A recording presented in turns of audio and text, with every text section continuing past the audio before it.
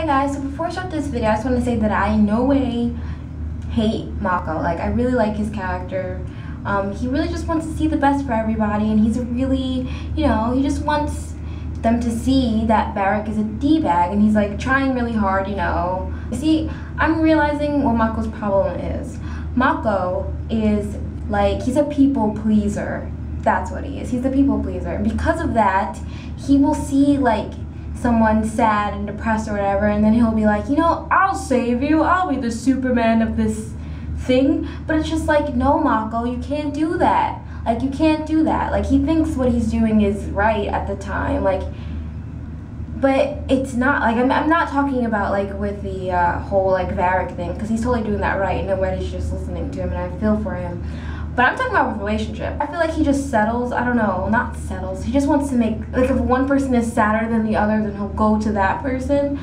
I don't know, like with the whole, how he ended up with Korra. Like, Korra was like really like, oh my god, I lost my avatar powers, and I really like Mako, and then he's like, aw, she really likes me. I think I might like her too.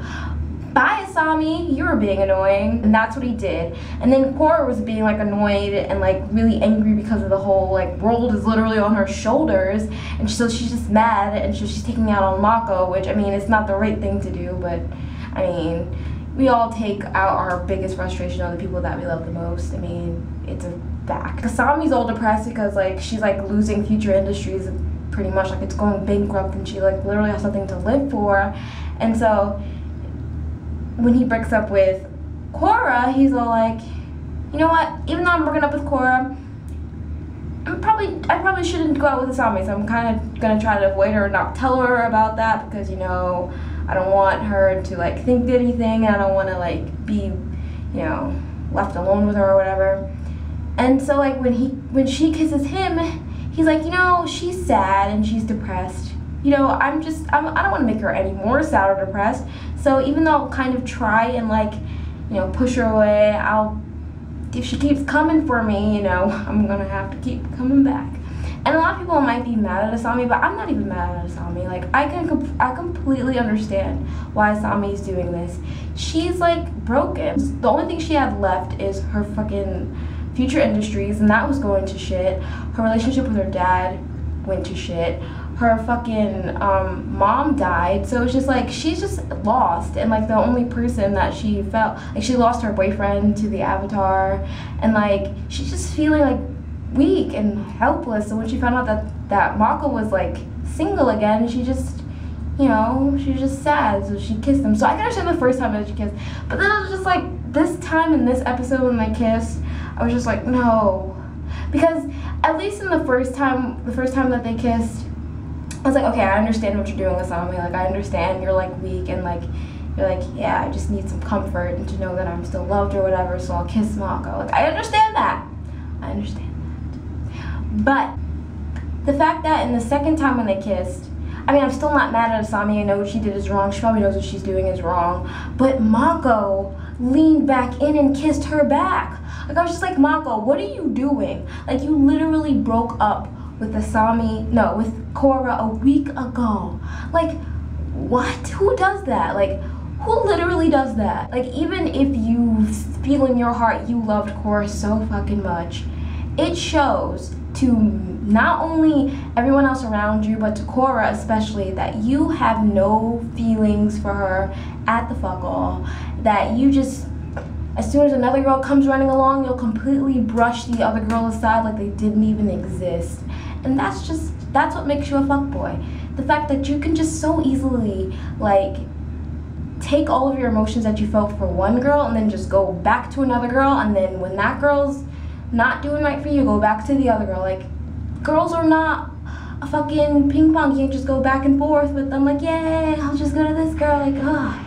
And this is why I really, like, at first I was like really rooting for Masami. I mean, not Masami, I'm sorry. I was really rooting for Makora. Like, if you know me, like the first season, I wanted Makora to be so bad that I hated Asami. But this season, I don't want them to end up with either. Like, I don't want them to be together. I don't want Asami to end up with Mako, and I don't want Korra to end up with Mako, because I feel like they're better than Mako.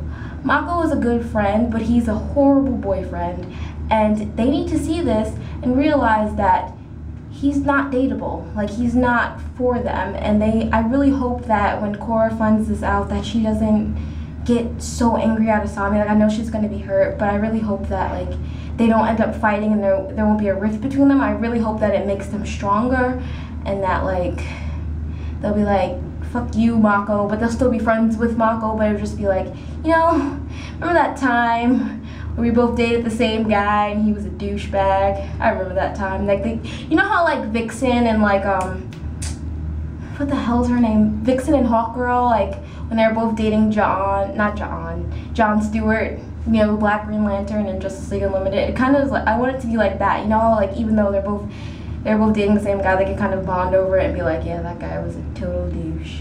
Well, actually, he ended up going back out with Hawkgirl, but whatever.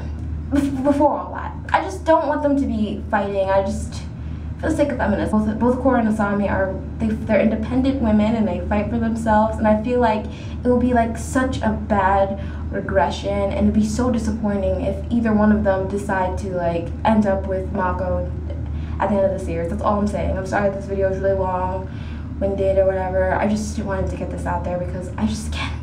This episode just really fucked me up. But on the plus side, Jinora is badass, and I'm so excited. I cannot wait till next week.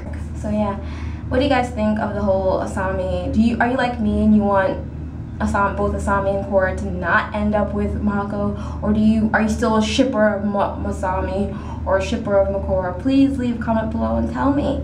Thank you for watching this video. Subscribe if you want, and you can follow me on my Instagram, my Twitter, my Tumblr, whatever you want to do. Okay, bye.